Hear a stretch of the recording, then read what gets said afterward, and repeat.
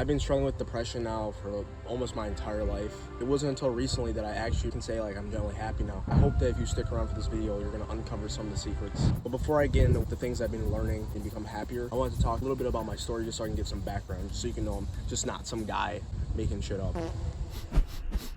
So for me, growing up, always struggled meeting new people. Even though like everything was really great, a mom that loved me, family that supported me. Problem was I just could always focus on the negative. Everything was always good, but it wasn't good enough.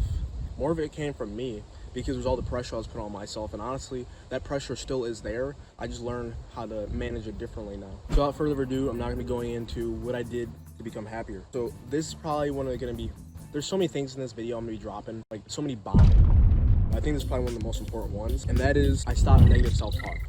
I actually just recently started doing this because in sales, it's like all day you're dealing with negativity. So if you just give yourself negative self-talk, like you're saying, I should have got that one, or I should have did this, or I should have done that, then you're just gonna eat yourself alive. Instead of saying like, oh, I should have done this, it's like, okay, what can I do in the next one? Because I can't control the past, I can only control the future. So why would I sit here and perseverate on the past? For me, I was a wrestler, right?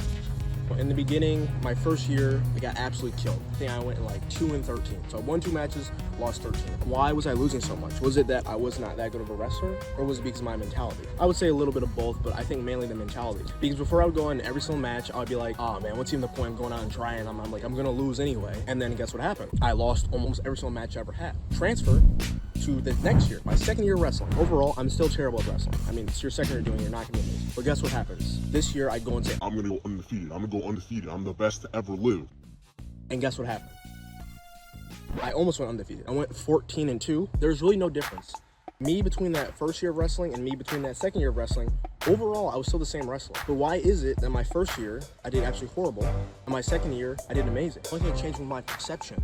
And that's my point, guys. If you change the way you think, your entire life is gonna transform. It doesn't matter if it's within your job or if it's within your life.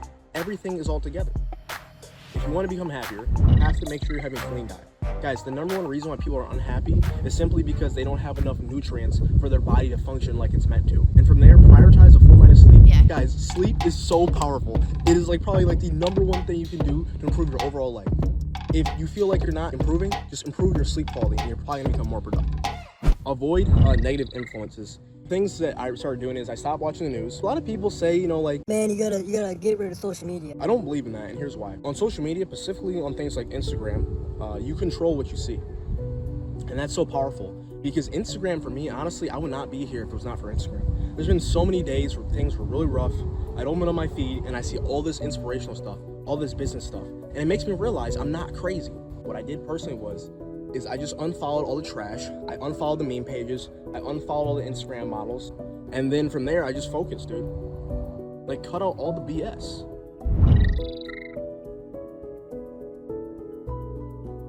If you're trying to get someone to buy something, you don't say all the negative things about it. You say all the good things about it. Same exact thing when it comes to how you're talking to yourself. Instead of saying, oh my God, I'm growing up in poverty, this sucks. Say, I'm growing up in a place so I can start from the bottom, so when I get to the top, it's gonna be that much better. It means the same thing, guys. Same fucking thing. Except you're just changing the way you say it. Instead of saying, I'm depressed, or I'm this and I'm that, say the things you wanna become. Use the labels to your power. Say, I am successful. I'm gonna be a millionaire. I'm alive, I'm alert, and I feel great. No one can tell me nothing. I will never stop until I win. I will persist until I succeed. I'm the best salesman to ever exist. I'm the richest person in my family. Speak things into existence that are not even true yet. Because if you become those labels, they will become you. Usually when you're depressed, it's because there's something you know you need to be doing, but you're not doing. A lot of people are upset because they don't like the way their body looks. They've accepted it instead of making a change here. They become happier because they're becoming the person they know they're capable of becoming. Just go out and do it. Just take baby steps. One step is better than none at all. I love distractions. I love to take my mind off that thing that's pissing me off. What I'll go do is I'll go work out. Because when you work out, your endorphins are pumping, or I'll do deep breathing. If something's really bothering me, I'll talk to my mom. Because for her, she understands me. I just feel like I can rant to her and she understands, right? I ask myself, is this a condition or is this something permanent? Being depressed is something that's permanent. Being sad is something that's a condition. So when you are feeling these emotions, you need to ask yourself these questions.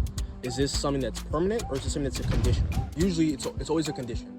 And if you say it's permanent, you then just need to start to rewire your brain to make it a condition. Because once something is a condition, you can let it go. There can be no happiness without sadness. There can be no brain without else. Realize happiness is something that will never come unless you start to focus on it. It's like everything. My entire life, I was going through life like just focusing on the money, focusing on the money, focusing on the money. But if you ignore the core, which is your emotion, other stuff will never come. Especially if you're in the field of business, because no one wants to buy anything from someone that is in a bad headspace. If you're feeling alive, alert, and you feel great, you're gonna transfer that emotion over to the next person. So I really hope you guys found this helpful. You know, and I'm living proof. I've been where you are, and you might even be farther than me. I promise you, we are gonna get through this, and we're gonna be unstoppable. I'll see you at the top.